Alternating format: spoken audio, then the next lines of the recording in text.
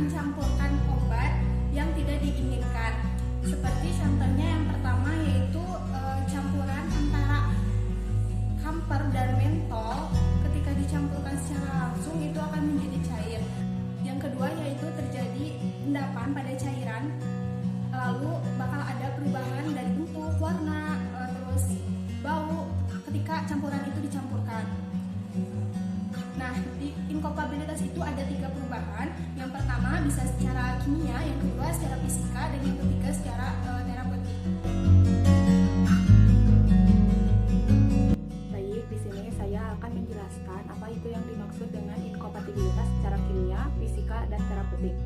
Inkopatibilitas kimia menggambarkan degenerasi kimia dari satu atau lebih obat yang dicampurkan, menyebabkan toksisitas atau inaktivitas secara terapeutik.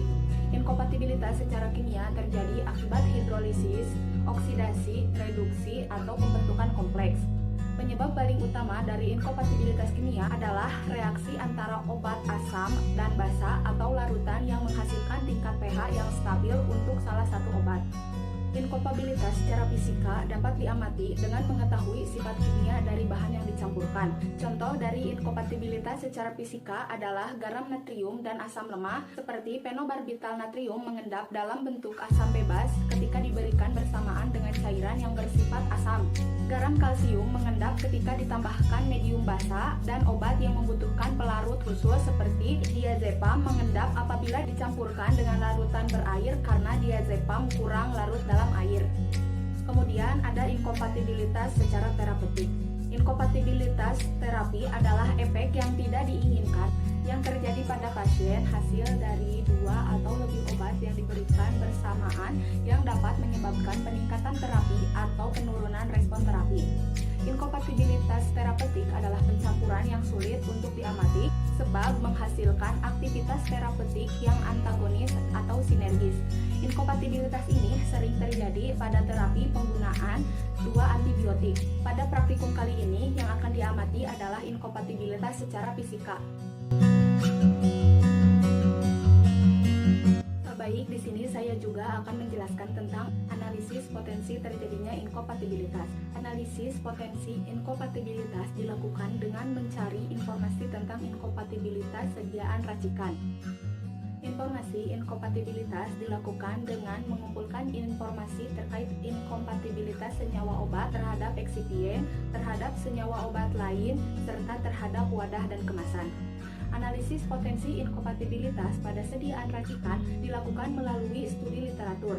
Literatur yang digunakan dalam pengumpulan informasi meliputi Pharmacope Indonesia sebagai literatur utama, USP, database seperti PubChem, buku, serta artikel ilmiah yang memuat informasi tentang obat yang dikaji. Yang dimaksud dengan krim adalah sediaan setengah padat yang berbentuk emulsif yang mengandung air tidak kurang dari 60% dan untuk pemakaian luar. Apa sih tips agar tidak terjadinya inkompatibilitas? Nah, di sini aku akan kasih tahu tips agar tidak terjadi inkompatibilitas. Nah, itu gampang banget tipsnya, yaitu cukup bahan dan alatnya itu harus panas, terus dan melakukan prosedur sesuai dengan literatur.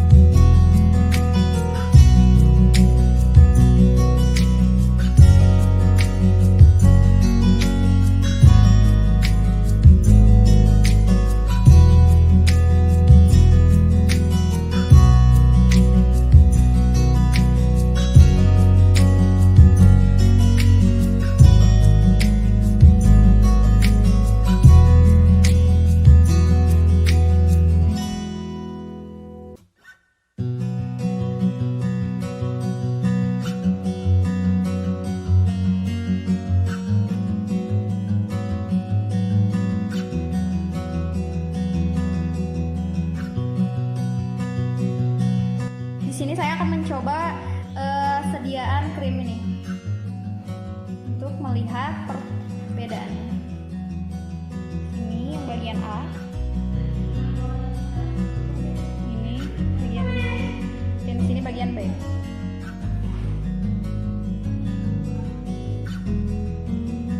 Sini lebih basah, ini lebih lama, menyerap ke kulit. Oke.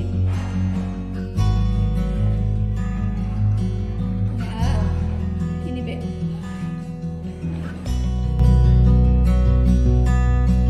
Kesimpulannya, pada uji coba inkompatibilitas sediaan krim ini adalah pada percobaan bagian yang ini prosedur sesuai dengan literatur sehingga menghasilkan sediaan krim yang sempurna.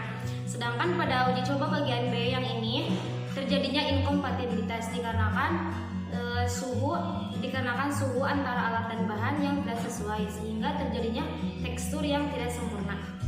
Bisa dilihat. Sekian dari kelompok kami, mohon maaf